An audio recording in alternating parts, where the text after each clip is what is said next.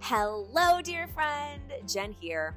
Today, I'm pulling back the curtain on something profoundly personal, and I wanted to let you in on it.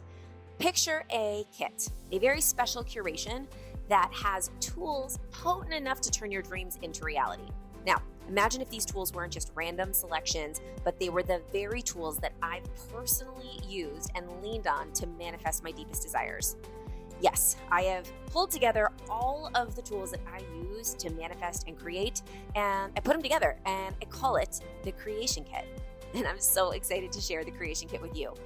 Inside the Creation Kit, you're going to get my Wonder Walks Spotify playlist, so you can take Wonder Walks just like me with the exact same sounds and music in the background. The Celebration Visualization Meditation that I use daily in order to get me super clear on the feelings that I want to manifest and help me tap into those feelings on a daily basis. You're going to get journal prompts that you can use every single day, affirmations that have changed my life. They've been my daily mantras, and a customizable gratitude list that you can use every morning to help you tap into gratitude, especially for things that haven't necessarily happened, so you can start to manifest them into your life. And last but not least, I'm going to give you a special ChatGPT prompt that actually helps you with manifesting and creating whatever it is that you want. Curious? Intrigued? Do you want the Creation Kit? Well, you are in luck because it's yours for free.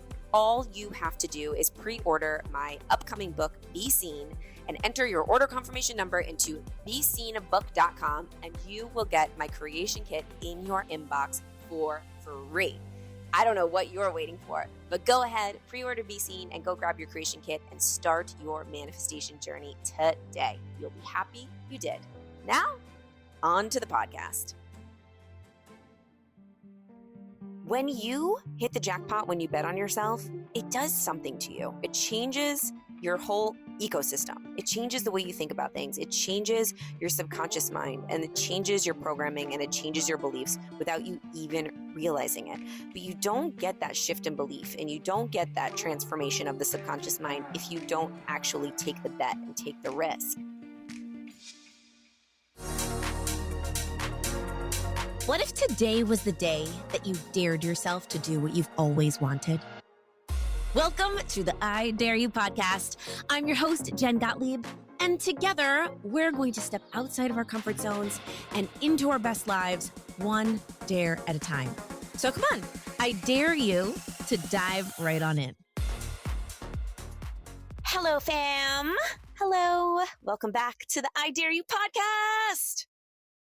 It's me, Jen, coming to you from the closet yet again. I just rhymed, and I didn't even mean to. I've probably done that a couple of times now, and I'm still entertaining myself completely with that. Okay, anyways, I'm really, really stoked about this one because I want to ask you a really, really important question. When was the last time that you bet on yourself?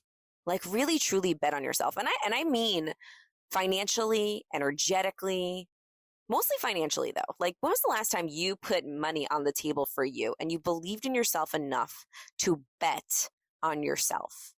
And you know, betting on yourself could mean financially, but also like betting on yourself that you might get embarrassed, betting on yourself that you might fail, betting on yourself that you might crash and burn, betting on yourself that you might get rejected or make a fool of yourself. When was the last time that you believed in yourself so much that you made a bet? And I was sitting talking to Liz, my chief of staff, this morning, and we were talking about this topic. And we were talking about, man, like the things that we've done this year that have moved the needle the most, and the things that I've done in my life that have moved the needle the most. And it's funny because the lessons repeat themselves all the time, like different levels, different devils, right? So the first time that I bet on myself taught me a lesson that I needed to learn in order to bring that same betting on myself mentality into my life now. And so I wanted to tell you this story of the first time that I made a huge bet on myself and it paid off. Now, I will be telling you lots of stories of times where I bet on myself and I didn't win the bet. I lost the bet. But in fact, you know, in the end, I ended up winning some sort of bet because if you've been listening to my podcast at all, you know that I am a true believer in rejection is just redirection. And for every no, there is a yes. But when you hit the jackpot, when you bet on yourself, it does something to you. It changes your whole ecosystem. It changes the way you think about things. It changes your subconscious mind, and it changes your programming, and it changes your beliefs without you even realizing it. But you don't get that shift in belief, and you don't get that transformation of the subconscious mind if you don't actually take the bet and take the risk. So I was reminded of the first time that I really, really bet on myself and proved this to be true. And since this time, I always think back to this time. This is like my anchor thought whenever I'm scared to bet on myself in any situation, whether that be financially or in a risky situation where I might make a fool out of myself, or I might fail, or I might get rejected. I'm always bringing myself back to this one time where I took this massive bet and it paid off insanely much. Insanely much doesn't make any sense. But it paid back an insane amount. That's still the gift that keeps on giving back. And it's really how I got my 5-year stint on VH1, which, we've talked about this, and me being on that show. So if you're just picking up this podcast for the first time and you're just learning about me for the first time, I was on a TV show on VH1 for 5 years, all about heavy metal and rock and roll music. And while it was a version of myself that couldn't have been further from who I really was, playing this character of this person that loved heavy metal music, it was an amazing job. And it was an amazing chapter in my life that really provided so many beautiful gifts, where in the moment, some of those gifts I didn't think were gifts. I thought they were, horrible at the time. But now I look backwards and I realize how they were such gifts, because they provided so much growth, so many relationships that I needed, so many insights that I needed to learn in that specific way at that specific time. But most importantly, you can't connect the dots looking forward. You can only connect them looking backwards. And when I connect the dots looking backwards, I wouldn't be sitting here right now in this closet talking to you, teaching you this, if I didn't have those 5 years on VH1 on that heavy metal show. Now, the biggest bet I ever took on myself was essentially the bet that got me this show. Now, if you have not listened to my episode all about how Britney Spears helped me get my job on VH1, go back and listen to that episode. It's one of the first episodes on the podcast, and that was how I got the job on VH1 to begin with. So I'm going to pick up right after I got the job on VH1 and tell you this story of how a very, very specific bet I made on myself changed my entire life, and how I almost didn't bet on myself. I almost wouldn't be sitting here if I didn't take this risk and bet on myself financially, energetically, spiritually, emotionally, and in all the ways you can bet on yourself. So I got this job on this heavy metal show when I was an actress back in the day, and I was very excited about it. And I did my first season in New York City. There was a small studio in Midtown, and I would go there, and my job was to be the prize girl on this heavy metal talk show called That Metal Show. And that metal show was hosted by 3 heavy metal experts, and 2 of them were comedians, and one of them was just like a really hardcore heavy metal expert. His name was Eddie Trunk, and then Don Jameson and Jim Florentine were the other comedians that hosted the show. And I was initially cast to be the hot chick, kind of like the Vanna White of the show. And my title on the show was Miss Box of Junk. So every time they did this one segment on the show where the live studio audience would ask Eddie Trunk a question and try to stump him, try to get him to get the question wrong, every time they would stump him, I would come out and I would bring out this box, and they would get to stick their hand in my box and pull out a prize. And that was my job. That was it. And at that time, I was getting paid $300 an episode to do this. I would show up at this little studio in Midtown. I would do my little job where I brought out the box, and the person won the prize, stuck their hand in my box. I know, super degrading, but I was happy to have a job. Pull out the prize, and I would walk off, and that was it. That was my whole job. I didn't say anything. I was not SAG. I was not anything. I was just basically like a glorified extra. Okay. Or what they would like to call, I think I was basically a glorified extra, or like an under 5. Like I had under 5 lines, they would call that in the acting world. So after I did that first season, I was like, okay, great. That was a job. I was on cable. It was amazing. Hopefully next time I'll have a bigger part, maybe, if I did a good enough job being the greatest Miss Box of Junk ever on the history of the planet.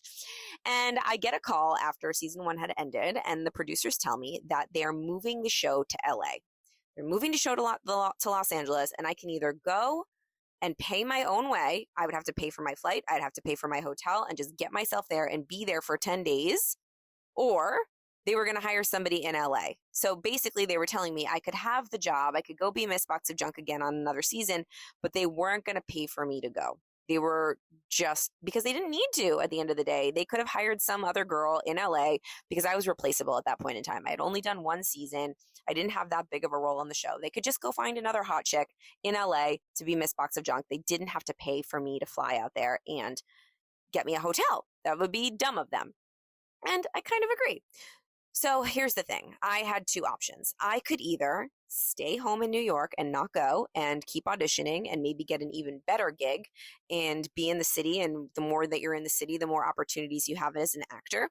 Or I could somehow conjure up the money to get a plane ticket to LA and somehow conjure up the money to be able to get a hotel room in Los Angeles because I knew nobody there. There wasn't like I had a friend there that I could call up and stay at their house. And I had no money. I was an actor and I was making I made like $300 an episode, as I mentioned, for that first season. And I was struggling. I was waiting tables. I didn't have the money. So everybody in my life that I asked if I should do this, they all said, well, it's kind of dumb because you would end up spending more money than you would make. It's not a smart investment in yourself. It's actually quite stupid. I can either stay in New York and have a chance at making a lot more money and getting a better job, which is better than Miss Box of Junk, right? Being the prize girl. Or I could spend more money than I could possibly make and go to LA and be part of this show and continue to see if possibly something could come of it.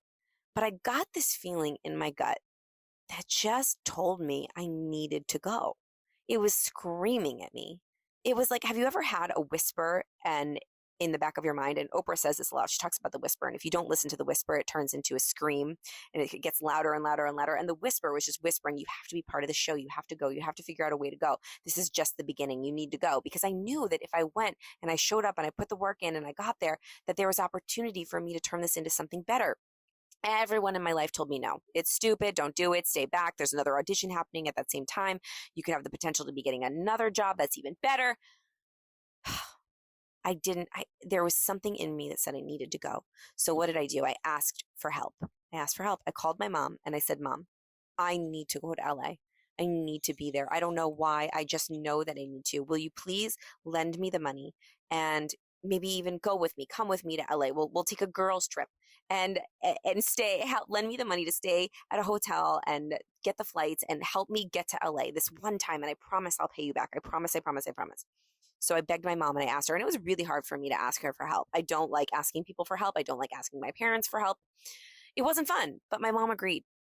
And so my mom and I packed up our stuff and we flew like Southwest to LA, and we stayed at it was like a motel, like a Motel 8 or a Motel 6 or one of those really janky, shitty hotels because we just didn't have the money for 10 days to stay at a really beautiful hotel. And so we were trying to make this trip as financially smart, I guess you would say, as humanly possible. So we arrive, we unpack, and I'm like, oh, I really hope I'm not embarrassing myself. I really hope that I'm right in this. And I really hope I didn't make my mom come all the way out to LA and spend all this money for nothing. And so I'm crossing my fingers and I'm hoping and I'm praying and I'm just believing. And I get the call sheet and it says that we will be filming at Sony Universal Studios. So the moment that I arrive, we get in a car and we drive and we arrive at literally the Sony lot, Sony Universal Studios, where all of the biggest movies were filmed. We go through this lot and it's like on the right, the new Batman movie is filming. There's Christian Bale. I see him out my window of my car. And then on your left, the Shark Tank cast is there and they're filming Shark Tank right next door. And then I walk into this huge, beautiful soundstage and I literally felt like a movie star. It was unbelievable. I was like, holy crap. So right when I walk in, the producer comes up to me and he says, Jen, we're so excited you're here. Guess what? The show isn't going to be a half an hour anymore. We're going to change it and it's going to be an hour. And that means we're going to give you a bigger part on the show. Whoa. Okay. So they gave me this whole other segment where I got to actually have lines and say more stuff. And because of that, I went from being an under 5 to being a principal on the show. And because I was suddenly a principal on an hour-long show, they had to make me SAG-AFTRA. Whoa. Now, if those of you who have no idea what SAG-AFTRA is, it's the Screen Actors Guild. And it is something that every actor just strives to get their entire career. And I was working so hard to try to get my SAG membership, my SAG card. It was the only thing that I wanted, because once you had your SAG card, you could start to audition for SAG movies and SAG shows, and you're protected by the union. But it's very hard to get your SAG card because it's like a catch-22. There's all these rules. You have to be part of a SAG production in order to get it, but it's very hard to get a SAG production unless you have your SAG card. It's just really tough. So the moment I get there, I'm having this experience at Sony Universal Studios. I get my SAG card. And because I get my SAG card and they make the show an hour and I have more lines and I have a bigger part, they're forced under the union to pay me a hell of a lot more money. So my little $300 an episode skyrocketed. It more than quintupled. I'm telling you, if that's even a word. I ended up making all of the money that my mom spent on the entire trip in one episode, and I could pay her back in one episode. We filmed 10 episodes. It was unbelievable. And because of that, because I showed up for that second season and I crushed it and I knocked it out of the park and I showed them that I was all in, that I wanted to be part of this show. From then on out, they flew me to LA for all of the rest of the seasons, put me up in a beautiful hotel, rented me a car, treated me like a queen, gave me my own web series, and it turned into a really, really incredible experience from then on out. And it was because I bet on myself. It was because I believed a little bit more than I didn't, that if I just showed up, I would be able to make that experience work for me. I would be able to make that opportunity work for me. And it was, yes, a little bit of luck, a little bit of the universe working in my favor, but a lot of it was by showing up and showing them that I was serious about it, showing them that I was willing to invest and bet on the fact that, like, I bet on that show and I believed in it and I wanted to be part of it enough that I flew myself out there and I put myself up, and that showed them a lot. But it also showed the universe that I was willing to bet on myself. And I believe that the universe rewards people that bet on themselves. You attract what you are. You attract the frequency of which you're vibrating at. And I was vibrating at a frequency of abundance. Like, I got plenty of money. I'm going to ask my mom. We've got it. We're going. We're going to make it work. We're going to make it happen. I had a positive mindset. And because of that, more positive things happened to me as a result. And so from that experience, now I pull from that experience all the time. And I really encourage you to think about experiences in your life like that one, where maybe you bet on yourself, or you took yourself outside of your comfort zone, you did something a little bit crazy and it provided an amazing opportunity, or it made something really great happen, or you did something that you didn't want to do, or you had a conversation you didn't want to have, or you got rejected and you turned it around, or a badass moment in your life where you really crushed it when you did something you didn't think you could do. Pull from those experiences, because those experiences are the ones that teach you and prove to you and remind you that you have what it takes to then conquer the next challenge that comes in your life that is similar to that one. Because really, all of these challenges are just different forms of the same thing. So when I have different obstacles in my life now, where I'm forced to make a decision on if I want to bet on myself or not, I'm always reminded that when I bet on myself, something good always happens. So that's my story for you today about truly betting on yourself. And if you're scared shitless to do something, it means that you're headed in the right direction. And I highly recommend that you take a bet on yourself and you go towards that feeling like you want to puke feeling. I know for certain that every time I feel so scared that I feel like I want to puke and I don't know if it's the right decision and everybody's telling me not to do that thing, that there's probably something there. There's probably something great there. Now, I'm not telling you to do things that are absolutely ridiculously stupid, all right? But I am telling you to follow your heart and follow your gut. And if you're scared to do something, it probably means that it's something that you need to lean into, whether you need to learn something from that situation or there's actually an amazing opportunity on the other side. I highly recommend that in business or in, building your personal brand or in your relationships, you got to take risks and you got to bet on yourself sometimes. You have to believe that you have what it takes. And if you're not betting on yourself, then what do you even have to bet on? The one person that you can always count on is you. And the one person that I would always bet on is me, because I can control how I show up. I can't necessarily control what happens to me. Like, I couldn't control if I showed up there and we were at a janky studio and it stayed as a half-hour show and they didn't give me the lines, but I could control the fact that I showed up, and I could control that I had a great attitude and that I was grateful for everything. And I bet you anything that an opportunity still would have presented itself from me showing up, even if all of those magical things didn't happen. They probably would still have cast me officially as the official girl and flown me out after that every single time. I would bet because I showed them that I was in, that I was all in. So I'm asking you today, your dare of the day is to bet on you. Is there something that maybe you are hesitating on investing in, or time, not even just money, investing time in, investing energy into, investing emotional resources into? Is there something that you are hesitating on that you know that you should be doing, that you can bet on yourself on? What if you took a bet? What if you put $100 on you? What if you put $1,000 on you? What if you put the risk of being rejected on you? Doesn't even have to be financial. It doesn't have to be money. What if you bet on yourself today? Is there something, one thing that you can say, you know what? I bet on me. I bet I can do it. And you put that accountability behind your goal, or whatever it is that you want, or whatever it is that you have this feeling and this calling that you need to be doing. I dare you to do that. I dare you to do that. I dare you to share this episode. I dare you to share it on social media, text it to a friend. And I'm so unbelievably grateful that you joined me today for the I Dare You podcast. I love you so much, and I will see you next time. Thank you so much for tuning into this episode of the I Dare You podcast. I'm so grateful you chose to spend this time with me, but I'm even more grateful for your future self, that you are building one dare at a time. So my first dare for you is to subscribe to the show and then share it with a friend who you think needs to step a little bit more outside their comfort zone and into their best lives. They'll thank you for it. I'll see you next time on the I Dare You podcast.